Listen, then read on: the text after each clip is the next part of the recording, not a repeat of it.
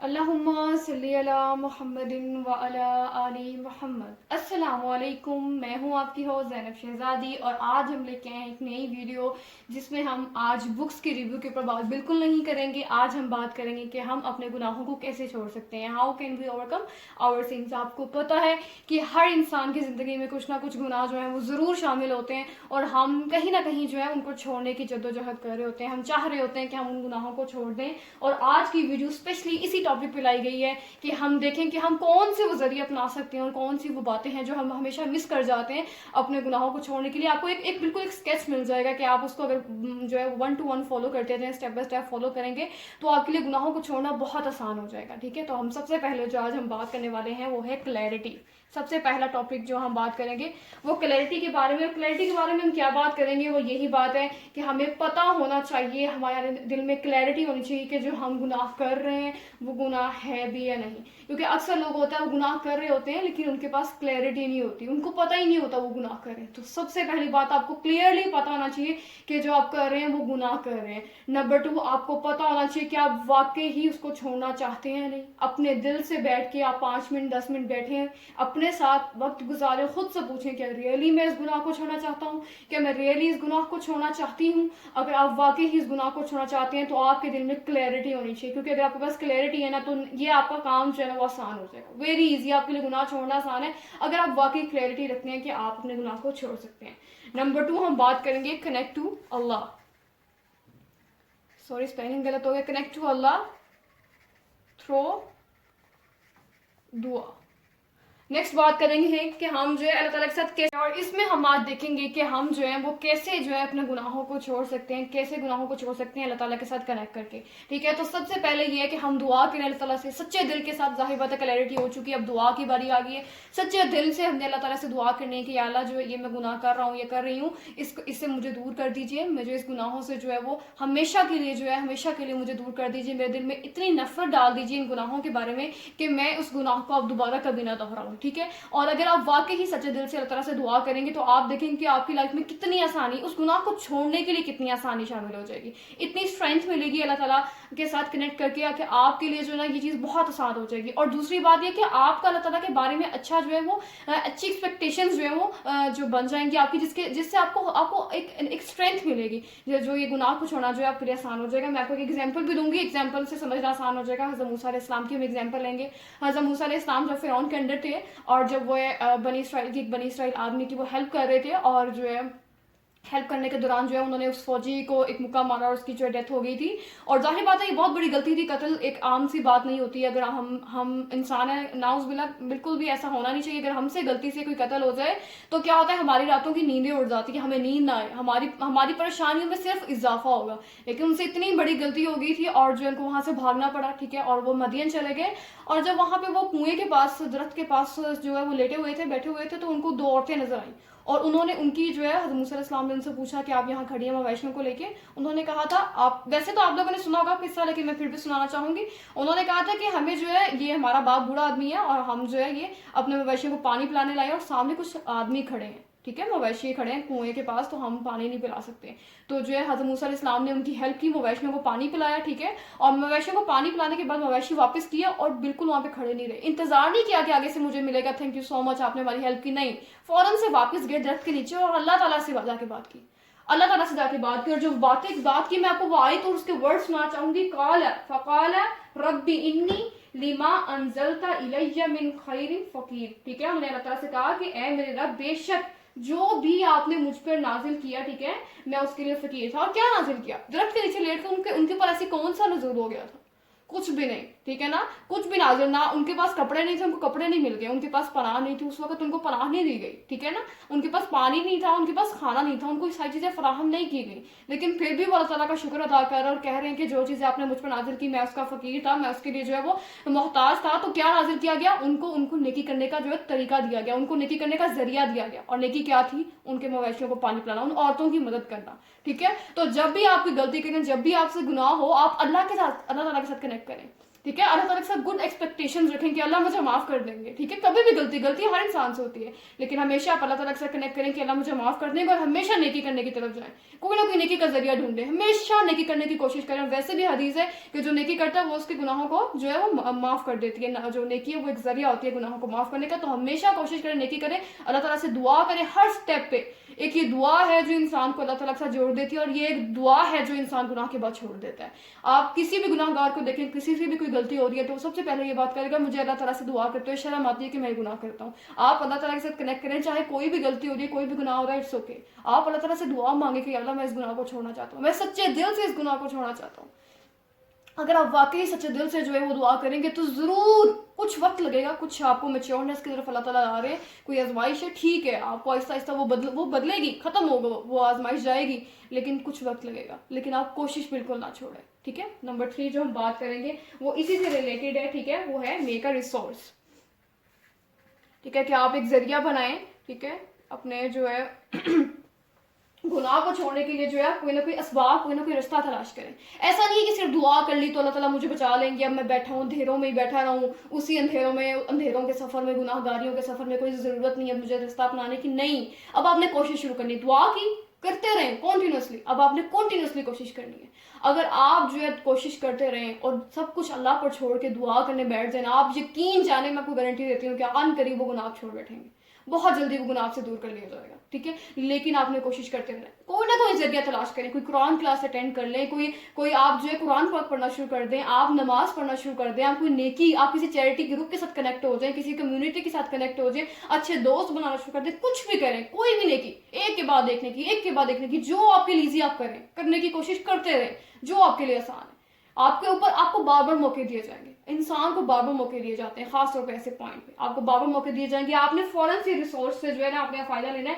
और मैं कोई एग्जांपल दूंगी, एग्जांपल्स बार बार दूंगी ताकि आपके लिए समझना आसान हो जाए। थॉमस एडिसन की, ठीक है, जब उसने बिजली बनाई, आपको पता है बल्ब उसने बनाया, बिजली उसने बनाई, तो जब भी हर दफा एक्सपेरिमेंट करता था और जब वो हार जाता था आफ्टर फेलियर, वो कहता था कि एक दफा और, वन मोर टाइम।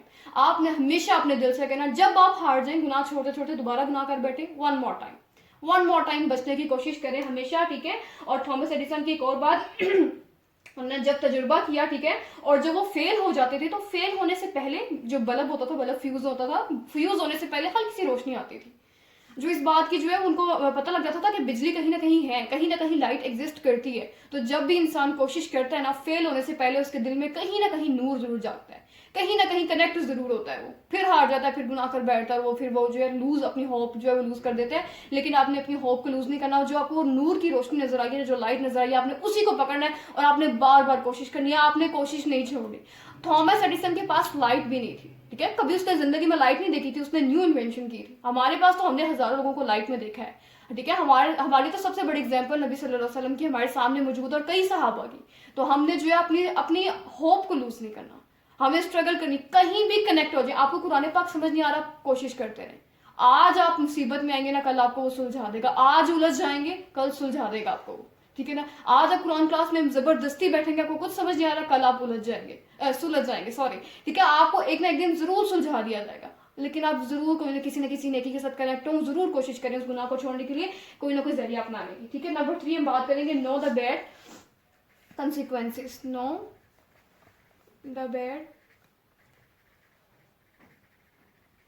ठीक है, कि आपको पता होना चाहिए जो भी गुनाह आप कर रहे हैं, आपको पता होना चाहिए कि इसके जो है बुरे असरात क्या हैं, मेरी जिंदगी में क्या असरात मुरतब हो रहे हैं, होने वाले हैं, मेरी जिंदगी किस तरह बर्बाद हो जाएगी इस गुनाह को फॉलो करते हुए। आपको जरूर पता होना चाहिए कि मेरी आने वाली नस्लों पे क्या जो है वो असरात इसके जो है वो नजर आएंगे।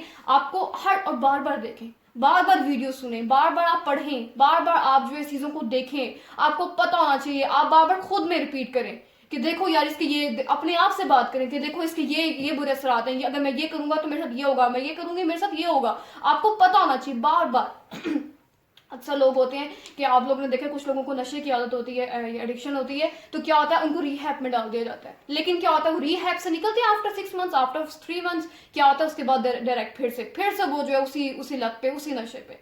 क्यों? क्योंकि उनको दिमागी तौर पे मोटिवेशन नहीं दी जाती, उनको दिमागी तौर पे तैयार नहीं किया जाता। आप एक चीज को थोड़ी देर के लिए दूर कर रहे हो, देन थोड़ी देर बाद वो फिर से उसके साथ कनेक्ट हो जाएगा। आपको उसके बुरे असरात पता होने चाहिए, और ये बहुत बड़ा जरिया कि आपके ब्रेन को जो है वो कहते हैं ना कि मॉडर्नलाइज किया जाए, आपके ब्रेन को जो है समझाया जाए उस बात को, आपके ब्रेन के अंदर इंटरनलाइज कर दी जाए इस बात को कि आपके लिए इसके बुरे असरात क्या हैं। आपकी जिंदगी तबाह हो जाएगी। अगर आपको पता होगा तो आपके लिए इस चीज को छोड़ना जो है वो आसान हो जाएगा। नेक्स्ट हम जो बात करेंगे वो है मेकअप पॉज। मेकअप पॉज ये है कि आप जो है कुछ वक्त का जो है दौरानिया ना वो डाल दें, कुछ वक्त का वक्फा डालें। फर्ज करें, फॉर एग्जांपल अगर आप फर्ज करें कि आपको फिल्में देखने की बहुत आदत है, आप रोज एक फिल्म देखते हो और इतनी आपको आदत है कि आप फिल्मों के बगैर जी गुजारा नहीं, टीवी के बगैर जी आपका गुजारा ही नहीं है, ठीक है। तो क्या करें, आप कुछ पॉज डालें। आप अपने आप को जो है वो एक टारगेट दें। आप कहें कि मैं एक दिन मूवी, रोज देखते हैं, एक दिन मूवी नहीं देखूंगा, ठीक है, और नेक्स्ट डे देखूंगा। आप पॉज डालना शुरू करें, एक दिन छोड़ें, एक दिन देखें, एक दिन छोड़ें, एक दिन देखें, क्योंकि आपको पता है आप छोड़ना चाहते हैं, ठीक है। और फिर आहिस्ता आहिस्ता आप दुरानियां बढ़ा दें। आप 2 दिन का पॉज डालें, आप कहें कि मैं 2 दिन छोड़ूंगा और एक दिन देखूंगा, फिर 2 दिन छोड़ूंगा, फिर एक दिन देखूंगा, ठीक है।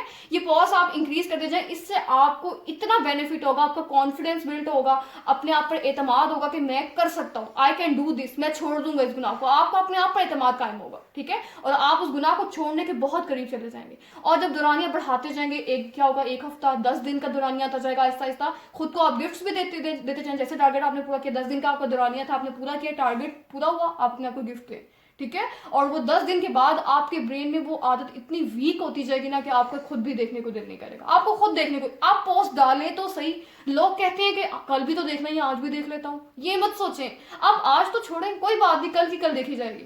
आप उस गुनाह को आज छोड़ने की कोशिश करिए। टारगेट वाला इतना इतना इफेक्टिव वे है ना, इतना इफेक्टिव वे है, ये मैंने खुद भी एक्सपीरियंस किया, ये बेहतरीन वे। आप पोस्ट डालना शुरू करें, किसी भी गुनाह के अंदर आप पोस्ट डालें, आप कहें कि मैं 2-4 दिन नहीं करूंगा और टारगेट्स कायम करें, और ये बहुत ही बेनिफिशियल वे है। और ये नबी सल्लल्लाहु अलैहि वसल्लम ने भी अपने ज़माने में अपनाया था। और मैं आपको भी एग्जांपल भी दूंगी कि जब शराब, आपको पता है कि सहाबी जो पहले के ज़माना जहालियत में शराब बहुत पिया करते थे, तो उस ज़माने में क्या था कि उनके लिए जो है उन्होंने जो है नबी सल्लल्लाहु अलैहि वसल्लम ने उनको डायरेक्टली नहीं कहा था, डायरेक्टली आयत नहीं आई थी कि आपके ऊपर शराब नशा हराम है, नहीं, with the passage of time सिर्फ कहा गया कि नमाज में शराब पी के ना हो। वैसे अजायज थी, लेकिन नमाज में पी के ना हो, ठीक है ना। एक पोस्ट डाला गया उनके लिए कि नमाज 5 वक्त की नमाज है, उन्होंने 5 वक्त जो है वो शराब पीकर नहीं आनी, सही हालत में नमाज पढ़ने आना है, पोस्ट डाला, ठीक है। और आहिस्ता आहिस्ता उनकी ट्रेनिंग की गई, माइंडली तौर पर उनको तैयार किया गया, उनको बुरे असरात बताए गए कि फायदा थोड़ा है, नुकसान ज्यादा है। कुरान पाक की आयत का मफहूम बता रही है, फायदा थोड़ा है, नुकसान ज्यादा है नशे का।